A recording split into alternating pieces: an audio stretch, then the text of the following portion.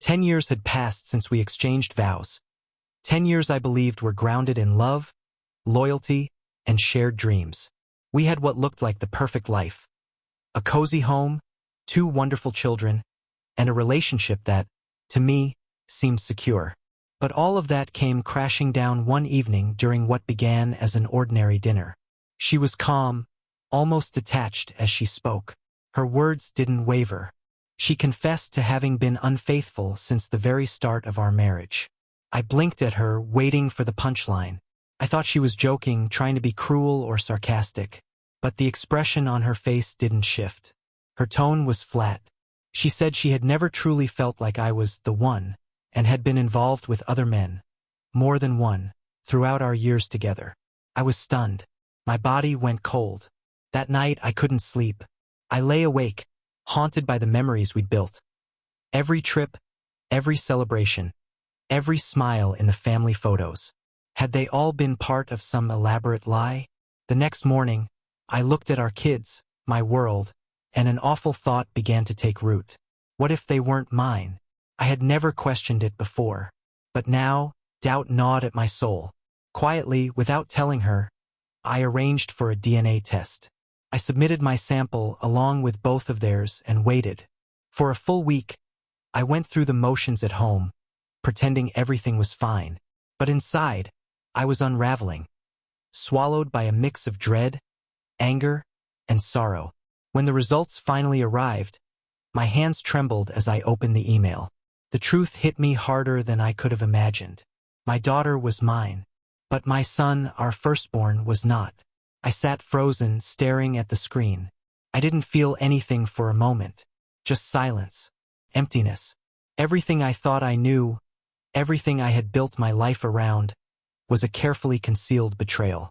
She had not only broken our vows, but stolen something irreplaceable from me, the right to know the truth. I didn't confront her right away. No shouting match, no emotional explosion. I wanted to do it differently, on my terms, in a way she would never forget. Over the next few days, I quietly made plans. I called both our families and told them I was organizing a small dinner. I hinted at a big announcement, something exciting. I invited a few close friends too. Everyone agreed to come. The night of the dinner, everything was perfectly set up. There was food, laughter, clinking glasses.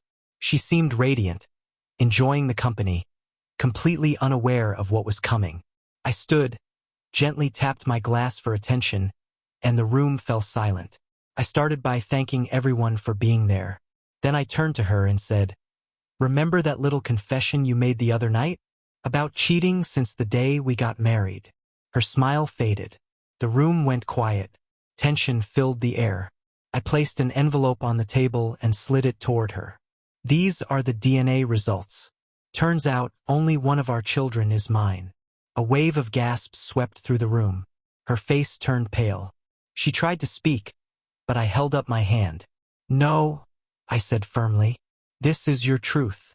You chose it. So now everyone gets to see it too." Her parents looked like the ground had been pulled from under them. My own family sat speechless. Our son, too young to understand, looked up at us, confused. Then I delivered the final blow. "I've already contacted a lawyer. Papers are being prepared. You can keep the house. I only want shared custody of my daughter and peace." She broke down. Tears, apologies, desperate pleas to speak privately. She begged me to reconsider, claimed she still loved me, asked for forgiveness. But I had nothing left to give. Her decisions had burned the bridge. The following day, I packed my things and left. News of what had happened spread fast.